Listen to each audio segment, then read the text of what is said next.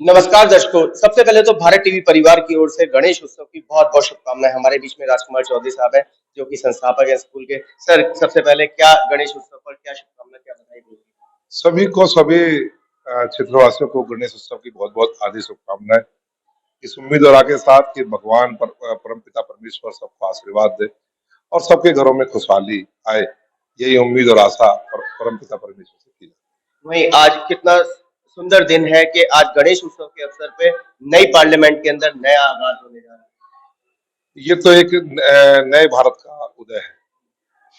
इस नए भारत के उदय में बहुत चीजें नई हो रही हैं और प्रत्येक दिन हम लोगों को लगता है कि कुछ ऐसा हो रहा है जिससे हमें महसूस होता है कि हम एक नए भारत में आ गए हैं और ये सब कुछ अच्छा हो रहा है। वो जो पार्लियामेंट थी, पहले वाली पार्लियामेंट थी, वो आज के बाद एक हम लोगों के लिए अतीत बन जाएगी और एक नई पार्लियामेंट में जिसकी हम एक कल्पना करते थे कि किस प्रकार का हिंदुस्तान होना चाहिए, वो आज से आप लोगों को दिखाई देगा। वहीं देखने में आया कि कल मोदी जी ने, अगर हम बात करें, तो नेहरू परिवार का गुणगान किया, अटल जी की बात करी पुरानी पार्लियामेंट में। देखिए, जो भी देश में प्रधानमंत्री रहता है, आजादी के बाद जितने भी देश के प्रधानमंत्री रहे, उनका निश्चित ही देश के प्रति कोई ना एक अच्छा योगदान रहा और लोगों ने उन्हें स्वीकार भी किया, ऐसा नहीं है। लेकिन जितना देश को आगे बढ़ना चाहिए था, भाजपा की कांग्रेस से कोई लड़ाई नहीं है, ना ही कोई वैसी। वो सब ये कहता है कि अगर सरदार पटेल जी अगर देश के प्रथम प्रधानमंत्री होते, तो देश की जो दिशा थी और दशा थी, उसमें बदलाव होता। वो कभी ये नहीं कहते कि नेहरू जी नहीं, जितना नेहरू जी को और तमाम गांधी परिवार को मौका मिला, जो देश को बदलना चाहिए था, देश को उस ऊंचाई तक जाना चाहिए था, जिस ऊंचाई तक पहुंचना चाहिए था, उस ऊंचाई तक शायद आप और हम भी महसूस करते हैं कि उस ऊंचाई तक नहीं जा पाया। और आज जिस तेजी के साथ पूरे विश्व के अंदर भारत का परचम लहराया जा रहा है, ये हम सब लोगों के लिए गर्व और गौरव का विषय राजकुमार जी, जिस तरीके से बहुत तेजी के साथ भारत में परिवर्तन देखने को मिल रहा है, क्या लोनी भी बदल रही है? है। लोनी भी बदल रही है। लोनी में बदलाव मैंने पहले भी कई बार आपके चैनल पर कहा है। वो बदलाव शायद जब तक हम स्वयं नहीं बदलेंगे, जब तक शायद बदलाव नहीं होगा और हमें बदलने के लिए हमें कुछ ना कुछ ऐसी चीजें करनी होंगी जो लोगों को इकट्ठा करके लोगों के माध्यम से करनी होगी। हमें अब महसूस होने लगा है कि ना तो हमें नगर पालिका पर निर्भर रहना पड़ेगा और ना ही किसी अन्य व्यक्ति पर निर्भर रहना पड़ेगा। इस हमें बात को तो खुद मोदी जी कहते हैं कि अगर कुछ भी चाहते हैं तो आत्मनिर्भर बनना पड़ेगा। बिल्कुल आत्मनिर्भर का मतलब है कि हमें सबसे पहले अपना घर साफ रखना पड़ेगा, घर के बाद हमें आस पास पड़ोस साफ करना पड़ेगा और आस पड़ोस के बाद हमें वार्ड साफ करना पड़ेगा और वार्ड के बाद फिर हम नगर पालिका की बात करेंगे, लोगों को मोटिवेट भी करेंगे। और खासतौर पर भाई हम संस्था चलाते हैं, विद्यालय चलाते हैं, तो विद्यार्थियों के माध्यम से भी कहीं ना कहीं हम आगे बढ़ सकते हैं। और मैं तो यही कहना चाहता हूँ, बार बार कहता हूँ, सकारात्मक विचारधाराओं से लेकर मैं आगे बढ़ता हूँ और इस उम्मीद से बढ़ता हूँ कि जरूर बदलेगा। क्योंकि लोनी की अगर हम बात करें तो वही डस्ट रोडी की धूल मिट्टी, वही उधड़ी हुई सड़कें, वही ओवरफ्लो पानी, मच्छरों की भरमार, सब कुछ बदहाल। ये तो जरूर है, लोग परेशान हैं। खास तौर पर सीवर के पानी अभी ओवरफ्लो हो रहे हैं, उनको निकलने की सही व्यवस्था नहीं है और उसको निकलने की व्यवस्था नहीं है, इसमें निश्चित ही नगर पालिका जिम्मेदार है।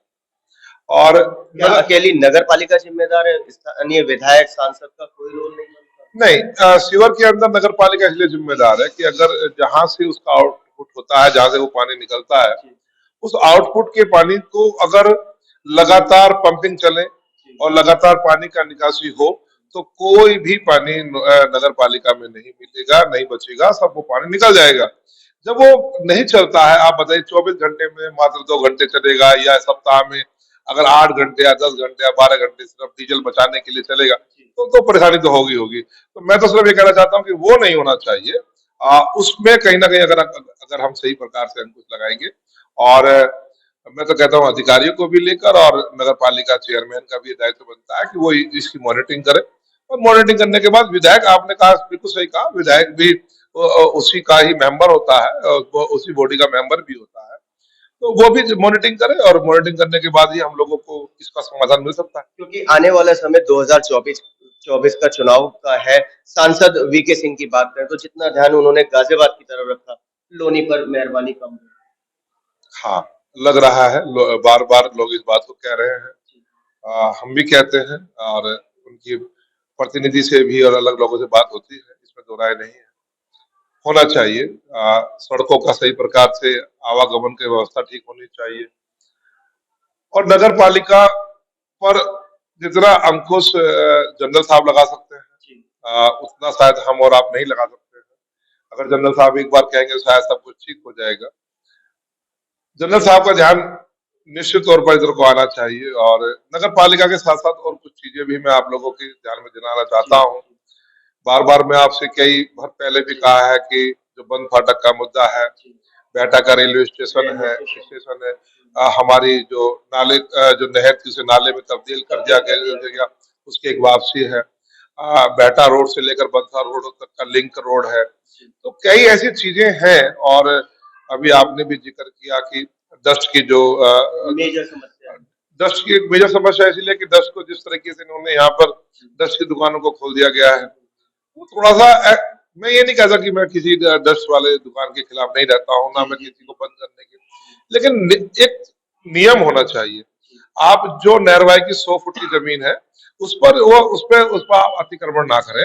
आप अंदर अपना डस्ट लें, डस्ट डालें, वो कोई दिक्कत नहीं है, लेकिन आपने उसके 50 फुट पर ही आपने अतिक्रमण कर डस्ट डाल दिया है और आने जाने वाले लोगों के लिए उसे जाना मुश्किल कर दिया आज है। देखने में आ रहे हैं बच्चे बूढ़े जवान सब दमे के धीरे धीरे शिकार होते जा रहे हैं। कोरोना के बाद तो वैसे भी हो गए हम लोग। कोरोना के बाद तो हमारे लंग्स जो हैं, हमारे फेफड़े कमजोर हो गए हैं और ऐसे में ये तो बहुत ज्यादा बड़ा दायित्व है कि हमें ये देखना चाहिए कि कहाँ डस्ट उड़ रही है, कहाँ नहीं हो रही है। और आप देखते हैं कि दिल्ली के जब आजकल हर जगह जिक्र होता है कि पोल्यूशन कितना हो रहा है। आज सुबह भी मैं सुन रहा था तो आप बता रहे पोल्यूशन के चक्कर में तो दिल्ली की सरकार ने पटाखों पे बैन लगा दिया। पटाखों पर बैन लगा दिया और यहाँ पर जो डस्ट की जो उड़ती है, एक डस्ट का एक समस्या और भी है कि वो तो मैंने अतिक्रमण की बताई। डस्ट में ये भी हो सकता है कि जो डस्ट वाले हैं वो अपनी पानी की एक ऐसा रखे, पानी के टैंकर रखे और वो आप उसे घुमाते रहेंगे तो कम से कम डस्ट नहीं उड़ेगा। तो ये छोटे छोटे मुद्दे हैं जिनकी वजह से हम लोग इस लोनी को अच्छा बना सकते हैं और आप लगातार प्रयास करते हैं। आपने कई बार पिछली बार सड़क के बारे में, लोनी सड़क के बारे में भी विषय उठाया था, लेकिन विषय तो आपने उठा दिया लेकिन लोग उसे सुनने को तैयार नहीं है, क्योंकि 6 जगह से अभी आज की स्थिति में भी लोनी का जो मेन रोड है वो कहीं ना कहीं टूटा हुआ है।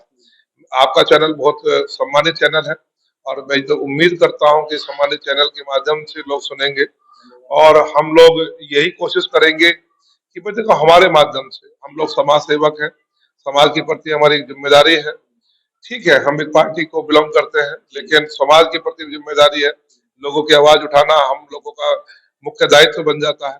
तो उसमें अगर आप लोग हमें कहते हैं और हम आगे कहते हैं तो वो जरूर काम होने चाहिए। राजकुमार जी, ऐसे में सवाल ये खड़ा होता है, जो यहाँ पे भारतीय जनता पार्टी के चुने हुए नेता है या पदाधिकारी हैं, वो विकास की बात को लेकर के क्यों नहीं योगी जी के पास में ट्वीट करते या क्यों नहीं उनसे मिलते या वीके सिंह जी से क्यों नहीं मिलते? आखिर क्या कमी है? सिर्फ चमचागिरी रह गई है क्या? नहीं, ऐसा नहीं है, चमचागिरी तो नहीं कह सकते, लेकिन एक चमचागिरी में और सम्मान होने में एक अंतर होता है।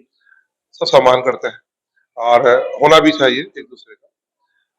हाँ, ये जरूर है कि आपकी बात ये सही है कि जो जनप्रतिनिधि हैं, खासतौर पर जो वार्ड के मेंबर अभी चुनकर आए हैं, निर्वाचित हुए हैं, उनको लेकर बॉर्डर क्षेत्र पर खास तौर पर निश्चित तौर पर आपकी बात को पूरा सम्मान देते हुए इस सप्ताह में हम लोग वीके सिंह जी जरूर मिलेंगे और उनको मेरा मानना तो यह है कि लिखित रूप से ज्ञापन एक हाँ बिल्कुल लिखित रूप से ज्ञापन भी देंगे और ये कहेंगे कि आप लोग उनसे अनुरोध करेंगे। हम लोग बहुत बड़े इंसान है, बहुत ईमानदार है, इसमें कोई दो राय नहीं है।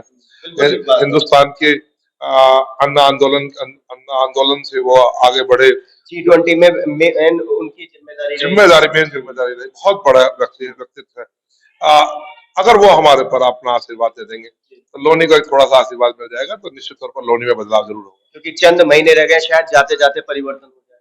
जाते जाते नहीं, आते आते, यानी अगली बार 2024 में भी सरकार जरूरी नहीं है ना वीके सिंह जी को टिकट मिले। नहीं, वीके सिंह जी को टिकट मिलेगा, मैं तो ये मान के चलता हूँ कि वीके सिंह जी को जरूर टिकट मिलेगा। इसमें जरूर की बात है कि वीके सिंह जी को टिकट मिलेगा ऐसे व्यक्ति को, और अगर किसी कारण से 1% टिकट नहीं मिलता है तो उन्हें इससे भी बड़ी जिम्मेदारी कहीं ना कहीं दी जाएगी, ये कि आप मान के चलें, क्योंकि वीके सिंह ऐसे नहीं है जिन्हें जिम्मेदारी नहीं दी जाएगी। या तो जिम्मेदारी होगी, और जिम्मेदारी नहीं है तो निश्चित तौर पर हम लोगों के बीच में एक बार फिर वो आएंगे और फिर दोबारा मंत्री बन